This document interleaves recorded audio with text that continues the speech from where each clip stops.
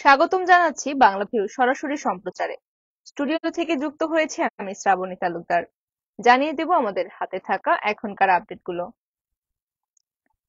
সিলেটে কোরবানির ঈদের আগের দিন থেকেই বেড়েছে বৃষ্টিপাত এবং ঈদের ছুটি শুরু হওয়ার পর থেকে বৃষ্টিপাত শুরু হয়েছে এবং ঈদের দ্বিতীয় দিন তৃতীয় দিন পার হয়ে যাচ্ছে আজ আজ পর্যন্ত বৃষ্টিপাত অব্যাহত রয়েছে। আজ বিকেলের দিকে বৃষ্টিপাত কিছুটা কমে এসেছে, তবে সকাল থেকে দুপুর পর্যন্ত ভারী বর্ষণ ছিল। ঈদের পরদিন থেকে এবং আজ শনিবারও সিলেটে বৃষ্টির দাপট এবং বৃষ্টির দাপটের কারণে বিভিন্ন পর্যটন স্পটে গিয়ে দেখা গেছে পর্যটকদের তেমন আনাগোনা নেই অন্যবারের তুলনায়।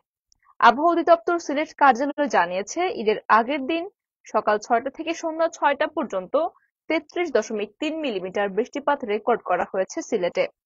এবং ঈদের দিন সকালে কিছুক্ষণ বৃষ্টি ছিল না, তবে সকাল 10টার পর থেকে বৃষ্টিপাত শুরু হয়, সন্ধ্যা 6টা পর্যন্ত অব্যাহত ছিল এবং এই সন্ধ্যা 6টা পর্যন্ত বৃষ্টিপাত গড়ে রেকর্ড করা হয়েছে ৩০.৬ মিলিমিটার। শনিবার ভোর থেকে দুপুর 12টা পর্যন্ত টানা বৃষ্টির পর থেমে আবারও বৃষ্টিপাত শুরু হয়েছিল, তবে এখন আকাশে মেঘ থাকলেও বৃষ্টিপাত কমেছে।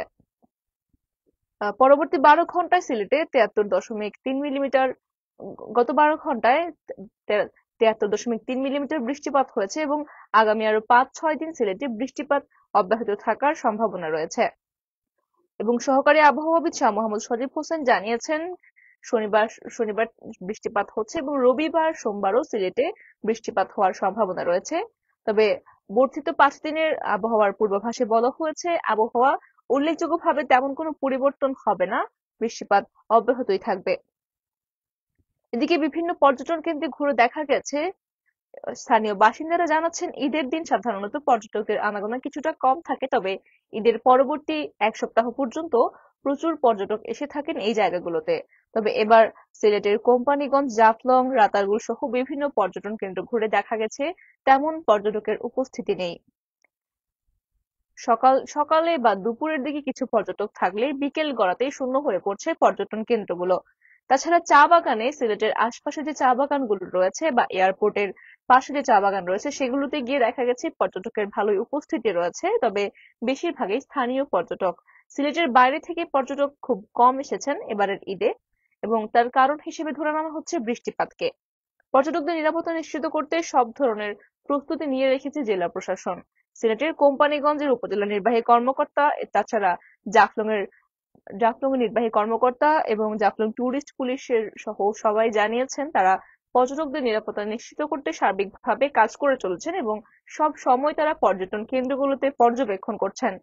তবে নদীর পানি বাড়ার কারণে এবং অব্যাহত বৃষ্টিপাতের কারণে পর্যটকদের তেমন আনাগোনা লক্ষ্য করা যাচ্ছে না। এদিকে সুনামগঞ্জে টানা কয়েকদিনের বর্ষণের কারণে ভোগান্তি বেড়েছে সাধারণ মানুষের। বৃষ্টিপাতের উজান থেকে নেমে আসা পাহাড়ি ঢলে নদ-নদীর পানিও বেড়েছে। পানি উন্নয়ন বোর্ড জানিয়েছে, সুরমা নদীর পানি ছাতক পয়েন্টে বিপদসীমার 69 সেন্টিমিটার উপর দিয়ে প্রবাহিত হচ্ছে। তাছাড়া সুনামগঞ্জ পয়েন্টে সুরমার যে প্রধান পয়েন্ট রয়েছে সেইখানে পানি এখনো পর্যন্ত 25 সেন্টিমিটার নিচ দিয়ে প্রবাহিত হচ্ছে এবং আর কিছু বৃষ্টিপাত হলেই সেটি বিপদসীমা অতিক্রম করে ফেলবে।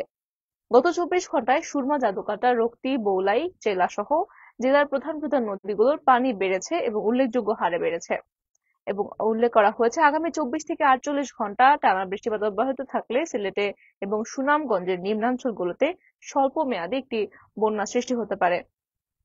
এদিকে তাহিরপুর এবং সুনামগঞ্জ সড়কের শক্তিয়ারখোলা ও আনোয়ারপুর এলাকার সবগুলো রাস্তায় পানির নিচে তলিয়ে গিয়েছে, যে কারণে এখন সড়ক যোগাযোগ প্রায় বন্ধ রয়েছে এবং এই ভোগান্তিতে পড়েছেন ঈদে বাড়ি থেকে কর্মস্থলে ফেরা মানুষেরা। তারা কর্মস্থলে ফিরতে অনেক ভোগান্তিতে পড়ছেন। সুনামগঞ্জ পানি উন্নয়ন বোর্ডের নির্বাহী প্রকৌশলী মামুন হাওলাদার জানিয়েছেন, ভারী বর্ষণ এবং পাহাড়ি ঢল অব্যাহত থাকার কারণে সুনামগঞ্জের নিম্নাঞ্চলগুলো প্লাবিত হয়েছে। তাছাড়া এই ঢল অব্যাহত থাকলে স্বল্পমেয়াদী একটি বন্যার আশঙ্কা রয়েছে। এখনো পর্যন্ত লোকালয়ে পানি প্রবেশ করেনি, তবে ইতোমধ্যেই নিম্নাঞ্চলের সড়কগুলো প্লাবিত হয়ে গিয়েছে। সুপ্রিয় দর্শক শ্রোতা, জানিয়ে দেওয়ার চেষ্টা করছিলাম আমাদের হাতে থাকা এখনকার আপডেট। এতক্ষণ সাথে থাকার জন্য সকলকে ধন্যবাদ।